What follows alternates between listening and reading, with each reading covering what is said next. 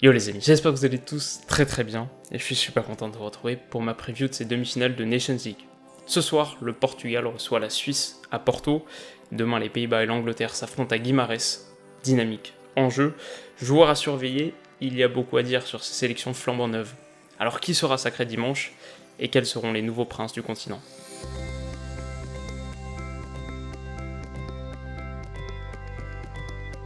On commence donc avec le Portugal, dont les dernières sorties n'ont pas été étincelantes. Deux petits nuls contre l'Ukraine, 0-0, et la Serbie, un partout qui les place pour l'instant à la 3ème place de leur groupe de qualification pour l'Euro 2020, et avant ça, deux autres partagent des points en Ligue des Nations. En Italie, 0-0, et face à la Pologne, 1-1. Le parfum de la Coupe du Monde est également peu enivrant, et la sortie de piste prématurée contre l'Uruguay, en 8ème, a laissé des traces. Du coup, Fernando Santos a significativement régénéré son effectif. Et Danilo Pereira, Pizzi, Ruben Neves, Nelson Semedo, Joao Cancelo, Diogo Jota, Rafa Silva et bien sûr la pépite Joao Félix, tous non mondialistes, sont convoqués pour affronter la Suisse. Alors si on jette un coup d'œil aux 11 potentiels, ça pourrait donner quelque chose comme ça. Lorsque Ronaldo est là, Fernando Santos déploie régulièrement un 4-4-2, dans lequel on imagine bien Joao Félix faire ses débuts, lui qui occupe le même rôle à Benfica et adore décrocher pour demander le ballon entre les lignes.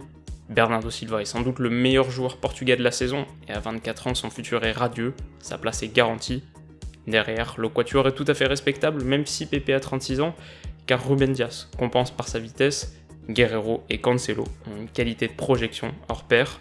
Devant eux, Ruben Neves et William Carvalho pourraient former un tandem complémentaire, même si la saison de ce dernier au Betis n'est pas flamboyante. Après voilà, honnêtement c'est un 11 probable que je considère quand même comme peu probable. Fernando Santos cherche encore la meilleure formule et entre 4-4-2, 4-3-3 ou 4-1-4-1, il alterne souvent. J'ai aussi mis Joao Félix parce que choix du cœur et parce que je pense que le dispositif lui conviendrait bien, mais voilà, il a 19 ans, ce serait ses toutes premières minutes sous le maillot du Portugal, il faut pas non plus le griller. Et puis derrière tout ça, t'as encore Bruno Fernandes qui sort d'une saison exceptionnelle au Sporting, Diogo Jota, un des grands artisans du succès des Wolves, même Guedes, Pizzi, Semedo, Danilo Pereira, on peut pas dire que ce soit une génération pauvre pour le Portugal.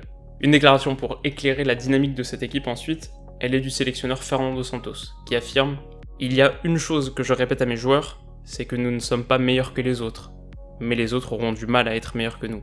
Nous devons apporter la preuve que nous sommes capables de gagner. » Et donc ça pourrait nous mettre sur la piste d'un état d'esprit un peu restrictif et réactif, voilà, très ciblé sur l'adversaire, qui sonne assez prudent. En réalité, c'est pas nécessairement le cas. Et je crois que les sous-performances du Portugal sont plus une question de réalisme et d'efficacité qu'autre chose. Un partout contre la Serbie, malgré 28 tirs à 10, 0-0 contre l'Ukraine, 18 tirs à 5. Voilà, à voir ce que ça donnera ce soir et ce week-end. On peut estimer qu'en qualité de champion d'Europe en titre, le Portugal jouit d'un certain statut continental dont la Ligue des Nations est quelque part une forme de prolongement. Et honnêtement, je pense que c'est une compétition qui est prise avec beaucoup de sérieux. Le truc, c'est qu'en face, il y a aussi un client. Comme le Portugal, la Suisse a déçu l'été dernier. Malgré un beau nul décroché contre le Brésil en ouverture, en s'inclinant face à la Suède, en 8ème, 1-0. Alors depuis, ça va beaucoup mieux, et la phase de groupe de Ligue des Nations a été un franc succès. L'Islande, corrigée 6-0 à Saint-Gall, peut en attester bien sûr, mais on pense surtout à cette remontée historique contre la Belgique. Alors que la Nati doit l'emporter par 2 buts d'écart, et que Torgan Hazard inscrit un doublé dans le premier quart d'heure, Haris Seferovic prend feu, et son triplé conduit les hommes de Petkovic à un triomphe légendaire, 5-2. Direction le Final Four. Alors niveau enjeu, et c'est là que la Ligue des Nations devient intéressante à mon sens, c'est que la Suisse a jamais été aussi proche d'un titre international, et franchement la perspective d'être la première sélection à inscrire son nom sur le trophée doit être très séduisante. Évidemment c'est pas pour autant que le pays s'emballe. Il y a des démons à vaincre, et notamment celui d'une fragilité mentale persistante. Fin mars, et en phase de qualification pour l'Euro 2020, les Suisses ont vécu un cauchemar face au Danemark, menant 3-0 à 5 minutes du terme, pour être finalement rejoint 3-3, pas top pour la confiance. Alors niveau 11 probable, on peut imaginer ça. Sommer a encore réussi une année de haut rang en Bundesliga, dont il est peut-être le meilleur gardien. Akanji sort d'une très belle saison à Dortmund, qu'il a toujours disputé en tant que titulaire, malgré quelques blessures à la hanche. Même constat pour Nico Elvedi de Gladbach, 2715 minutes cette saison, les deux ont respectivement 23 et 22 ans, et sont extrêmement prometteurs. Pareil pour Mbabou, 24 ans, qui a brillé en Ligue des Champions avec IB, ou Denis Zakaria, 22 ans, pilier de Gladbach. Shaqiri n'a pas réussi la saison de sa vie, mais il a fait quelques bonnes apparitions. Haris Seferovic en revanche a mis le championnat portugais à feu. 23 buts en 29 matchs sous les couleurs de Benfica et donc meilleur buteur de Liga NOS, buteur en Ligue des Champions. Et en Europa League, c'est une vraie renaissance pour celui qui a été tant raillé en Suisse. Donc voilà, tout ça pour dire que malgré la continuité qu'assurent Zuber, Xhaka ou Ricardo Rodriguez, il y a aussi une page qui se tourne. Gelson Fernandes, Berami, Zemaili, Lichtsteiner, tout ça devrait normalement plus revenir en sélection. Dernière chose pour conclure, le Portugal et la Suisse se sont rencontrés récemment en éliminatoire de la Coupe du Monde 2018, chacun l'avait emporté 2-0 chez soi, donc à égalité parfaite, c'est la belle. Personnellement, et à domicile, j'imagine quand même le Portugal vaincre ce soir. Alors pourtant je pense que la Suisse a vraiment beaucoup de qualités, je les vois opposer une très belle résistance, mais quelque part je vois le retour de Ronaldo comme étant peut-être la clé qui résoudra le problème d'efficacité latente du Portugal. Et c'est la raison pour laquelle je vous propose un pari qui est très bien payé, mais qui me semble pas incohérent, c'est la victoire de l'équipe à domicile 2-1, 3-1 ou 4-1. Donc victoire du Portugal 2-1, 3-1 ou 4-1, c'est coté à 4,50, et donc évidemment c'est pas le pari le plus probable du monde, mais si vous êtes joueur, je dirais que ça se tente. Du côté de l'Angleterre maintenant, on reste sur un mondial qui est perçu seulement à moitié comme une réussite. Oui, les hommes de Southgate sont allés chercher une demi-finale historique qui a offert des émotions et a réconcilié la nation avec sa sélection, mais en même temps il n'y a pas la sensation d'avoir été particulièrement performant. Défaite contre la Belgique en poule et en match pour la 3ème place, défaite contre la Croatie en demi, nul contre la Colombie en 8ème avant de s'en sortir au tir au but, finalement tu gagnes contre le Panama, la Tunisie, la Suède, et tu t'es écroulé contre tous les gros. Il y a aussi en Angleterre l'idée qui flotte, ou en tout cas l'idée qui flottait à la suite de la Coupe du Monde, selon laquelle la déception devrait peut-être primer sur l'émotion, parce qu'il y avait en Russie une opportunité qui se représentera pas. C'est l'idée contre-courant de cette génération a de beaux jours devant elle, elle aura à nouveau sa chance, et c'est un peu les limbes dans lesquelles se trouve la sélection anglaise, qui est aujourd'hui vraiment entre deux mondes, qui pourrait basculer des deux côtés. Pour moi c'est ça leur enjeu, c'est faire pencher la balance vers le succès, et ça passe pourquoi pas par un succès en Nations League. Sterling en interview a d'ailleurs particulièrement mis l'emphase sur cette compétition, ils sont motivés. Alors niveau 11 probable, ça pourrait donner quelque chose comme ça.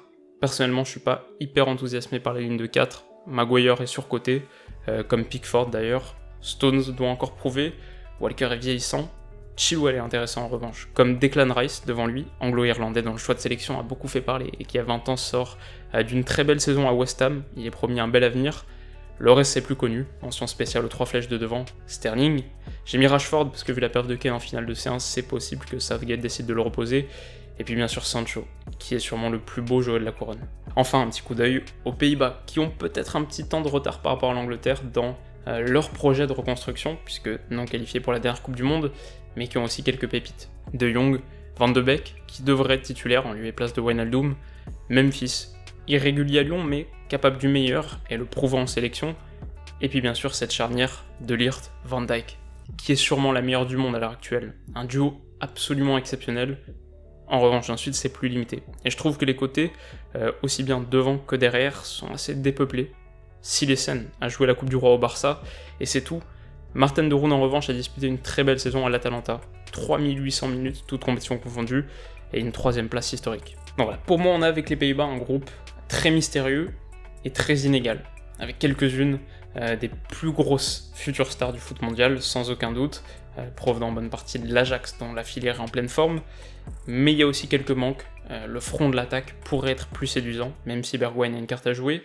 Niveau performance récente, c'est aussi moins probant que l'Angleterre, qui reste sur 4 succès de rang, contre l'Espagne, 3-2, contre la Croatie, 2-1, contre la République tchèque, 5-0, et au Monténégro, 5-1. Il y a de la confiance dans ce groupe, il y a aussi beaucoup de rythme, avec cette finale de Ligue des Champions, bien sûr, et même cette finale d'Europa League pour Barclay. Voilà, si je devais miser, je mettrais sûrement une petite pièce sur les Pays-Bas, vainqueurs de la Nations League, parce que côté à 4, c'est vraiment propre, et si les étoiles s'alignent, ils en sont capables, mais je compenserais avec une plus grosse pièce sur l'Angleterre, vainqueur de la Nations League, côté à 2,85, ce qui reste très intéressant, et à mon sens un poil plus probable. Donc voilà en gros ce qu'on pouvait dire sur ces sélections. Je trouvais qu'au-delà des pronos, qui sont pas d'une importance capitale bien sûr, je trouvais que c'était intéressant de s'arrêter sur ces 4 pays de foot qui sont en train de lancer un nouveau cycle. Que ce soit le Portugal de João Félix, avec un Bernardo Silva qui est vraiment un des tout meilleurs joueurs du monde cette saison, que ce soit la Suisse de Mbabou ou Zakaria, très drivé par le succès du Young Boys, que ce soit les Pays-Bas saveur Ajax et leur charnière magique, ou l'Angleterre en reconquête, illuminée par Sancho, ce mini tournoi d'été a un goût de révolution, et c'est sympa. D'ailleurs, en prenant un peu de recul, on peut estimer que c'est un Final Four quand même assez surprenant, qui illustre un certain renouveau en Europe. Où sont l'Allemagne et l'Espagne, les tyrans de la décennie passée?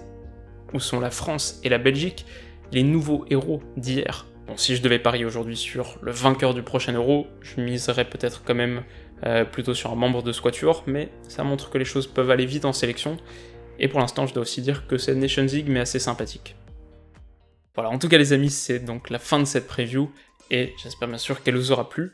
Comme vous le savez peut-être, YouTube se montre en ce moment très strict avec les liens de paris sportifs en description. Donc si vous voulez vous inscrire sur Unibet, tentez pourquoi pas un de ces pronos et aussi me faire toucher une petite commission qui sera très appréciée. On se donne rendez-vous sur Twitter, j'ai fait un post spécial pour ça. De notre côté, sur la chaîne, on se retrouve bien sûr très vite pour la suite avec tout un tas de vidéos qui arrivent. Alors d'ici là, comme d'habitude, prenez soin de vous, passez une excellente soirée et on se dit à bientôt. Bisous.